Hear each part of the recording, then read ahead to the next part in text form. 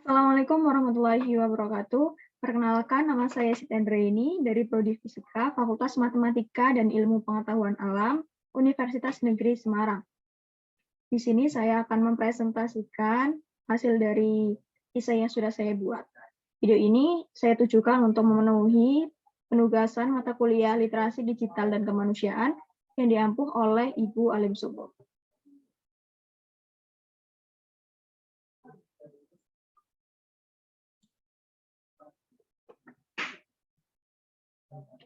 Okay.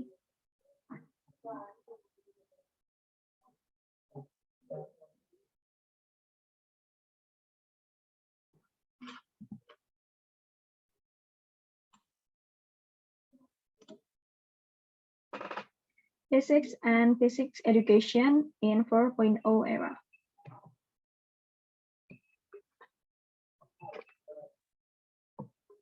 Pendidikan fisika dikembangkan dengan penelitian dan pengembangan oleh Philosophy and Science Teaching pada tahun 1987.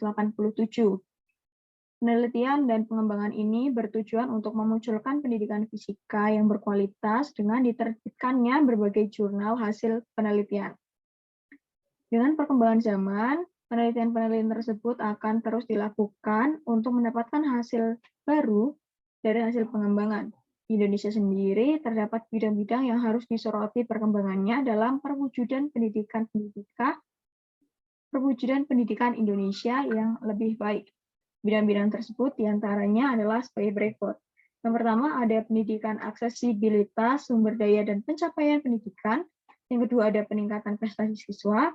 Yang ketiga ada keprofesionalan guru. Dan yang keempat ada penelitian dan kolaborasi pendidikan. Selain itu, problema mengenai data-data penelitian atau jurnal yang terbit di Indonesia lebih sedikit. Oleh karena itu, diperlukan upaya-upaya pengembangan sebagai berikut.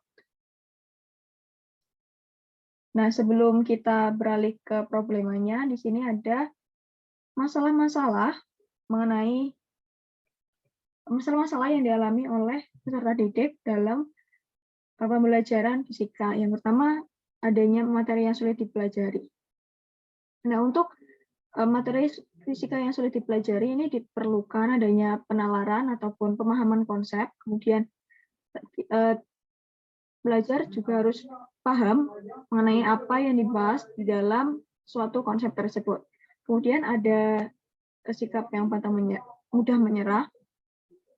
Siapa yang mudah menyerah ini tentu saja harus dilawan oleh peserta didik agar terciptanya rasa disiplin yang kuat. Kemudian ada tidak mau berusaha. Ini masih berkaitan dengan adanya sikap mudah menyerah. Tidak mau berusaha akan menyebabkan peserta didik lebih sulit untuk memahami pembelajaran. Yang ketiga ada penguasaan matematika yang rendah. Karena fisika ini lebih ke juga termasuk ke menghitung, maka diperlukan adanya penguasaan matematika. Yang kelima adanya situasi yang kurang mendukung. Situasi yang kurang mendukung ini tergantung pada pribadi masing-masing. Nah, ini adalah upaya-upaya pengembangan atas problema yang dialami oleh baik oleh peserta didik ataupun pendidik.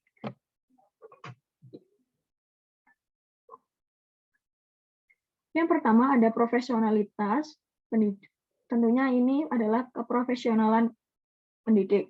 Pengembangan profesional peluang guru dalam jabatan pemerintah dan non-pemerintah dapat dilakukan sebagai upaya untuk meningkatkan keprofesionalitasan. Yang kedua ada kebijakan. Ya, ini dalam bentuk dikenakannya kebijakan untuk promosi pendidikan, inisiatif pendidikan, dan kerjasama perguruan tinggi oleh pemerintah. Kebijakan ini dapat dilakukan untuk menciptakan adanya standarisasi ataupun pengembangan pendidikan yang lebih baik dari sebelumnya. Yang ketiga ada beasiswa. Salah satu beasiswa yang dapat diperoleh adalah beasiswa lembaga pengelola dana pendidikan atau beasiswa LPDP. Beasiswa LPDP ini dapat diberikan untuk dosen dari perguruan tinggi, baik negeri maupun swasta, untuk gelar doktor di universitas dalam dan luar negeri.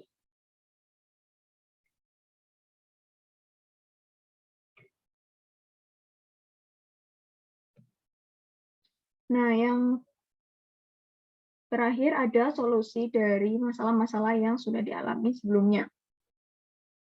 Solusi ini lebih berkaitan erat dengan pembelajaran untuk peserta didik. Yang pertama ada inovasi model pembelajaran fisika seperti yang pertama ada BMV, the Model Based View.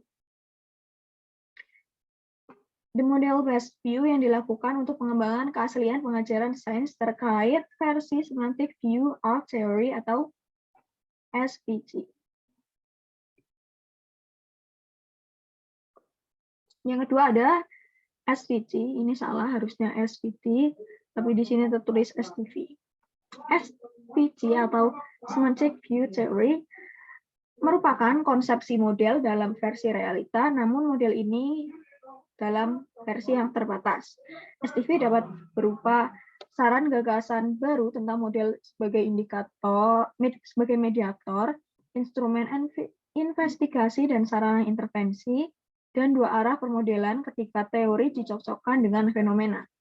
Perbandingan dengan model BMV sendiri lebih memperhatikan aspek model yang dapat diandalkan secara empiris menuju kenyataan. Proses penggabungan dapat dilakukan untuk keandalan empiris, dan keandalan empiris ini membutuhkan gambar otentik fisika, tetapi hanya realisme minimal.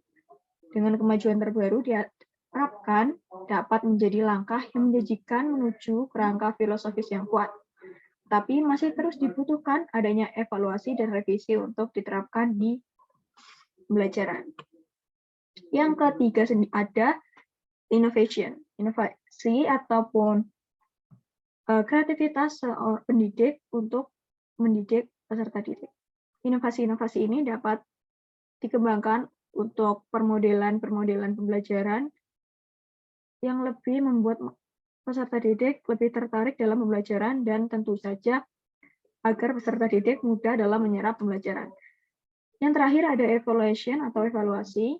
Evaluasi ini dilakukan untuk mencapai tujuan terbaik ataupun perbaikan model-model sebelumnya dan juga mengambil langkah untuk beralih dari model yang dirasa cukup kurang efektif menuju model yang lebih efektif. Dengan adanya perbaikan untuk pendidikan, diharapkan dapat menjadi salah satu jembatan menuju pendidikan yang lebih berkualitas dan menghasilkan sumber daya manusia yang lebih bermutu. Oke, berakhir sudah presentasi saya kali ini. Mohon maaf apabila ada kesalahan.